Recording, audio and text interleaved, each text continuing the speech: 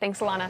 Now we want to talk more about this. Let's bring in Republican strategist and the former chair of the Illinois Republican Party, Pat Brady, along with the National Police Association spokesperson and retired Chicago area police officer Betsy Brantner Smith. Officer Smith, I want to ask you first, because of course you've worked in Chicago. I used to live right outside Chicago. It is very dangerous. I mean, this is something that the city, the state could really benefit from. Why are Democrats pushing back against this? Well, unfortunately, it's for political reasons. If you can keep people afraid, you can control them better. You know, some of the most safest cities in this country are some of the Chicago suburbs. And yet when you go into the city of Chicago, again, 55 shootings already this holiday weekend, at least 7 homicides. And yet Mayor Brandon Johnson signed this ridiculous executive order saying his police officers aren't going to cooperate with federal officials. I have news for him. They already do. There are multiple federal task forces that Chicago police officers and county police officers are on. They're already working in the city. This ridiculous political fight does nothing but harm the citizens of Chicago and the rest of the state of Illinois. It's got to stop. We've got to look at not just arrests, but prosecutions, and that includes the federal government. Yeah, they're fighting being tough on crime. I want to point out 87% carjackings. They are down in D.C. Now, clearly something works when you take further action and get tough on it here. And Betsy, just like you said, at least 55 people shot over the holiday weekend. I would consider that an emergency. That's what this is all about. Are we under emergency? Can President Trump send in the feds because there is an emergency going on? And you could easily make that argument, Pat, that yes, it is. Well, you know, I'm going to go upstream here and say I don't necessarily agree with you. There is a crime problem in Chicago.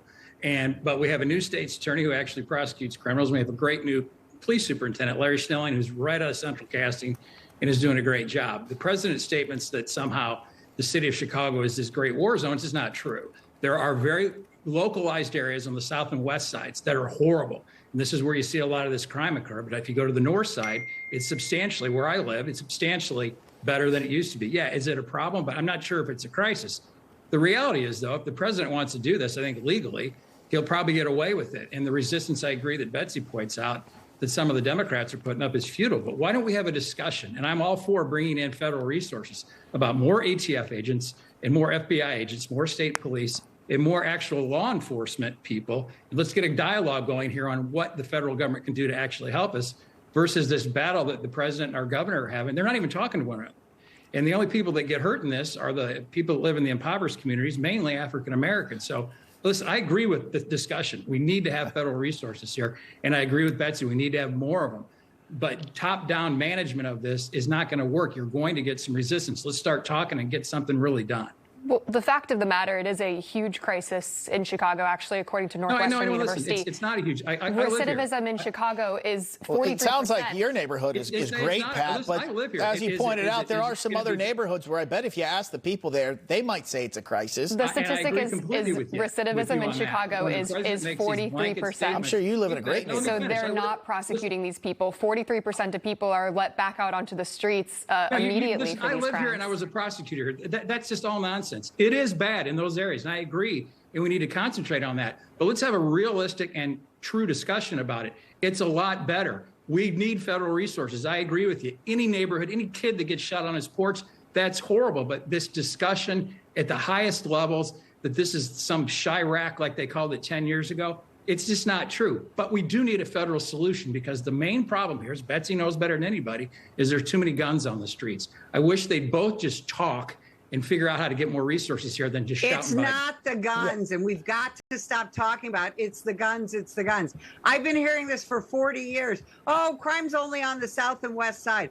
That's absolutely not true, and we've got to stop talking about the guns. I haven't heard any talk about the street gangs, who have been a scourge on the city of Chicago since I was a rookie in 1980. We have got to talk crime. We've got to talk prosecutions, meaningful prosecutions, and we've got to stop saying, oh, it's just the south and west side. My neighborhood's fine. Both of my kids lived in nice neighborhoods and they fled. We've got to take back our city once and for all. Betsy, real quick, would you agree that feds need to come in? Is that the point we have reached?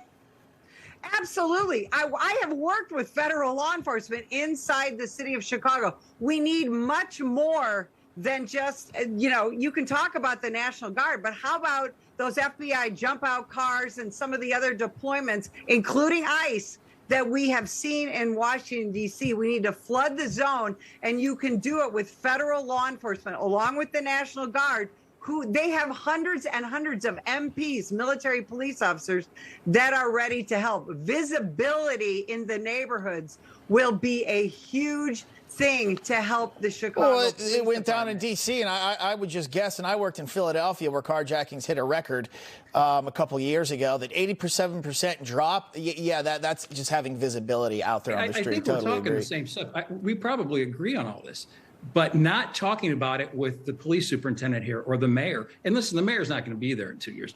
He's going to be out of here. Well, he just signed an executive order not to work with feds. This is where we're not getting anything done. It's just a bunch of talk right now. Bottom line is they need to work together to get anything done. We're hopeful that there can be communication. It seems like a good opportunity if they are willing. I think it is an opportunity. Unfortunately, we do have to leave it right there. We're running out of time. Pat, Betsy, thank you so much for joining us for both of your perspectives.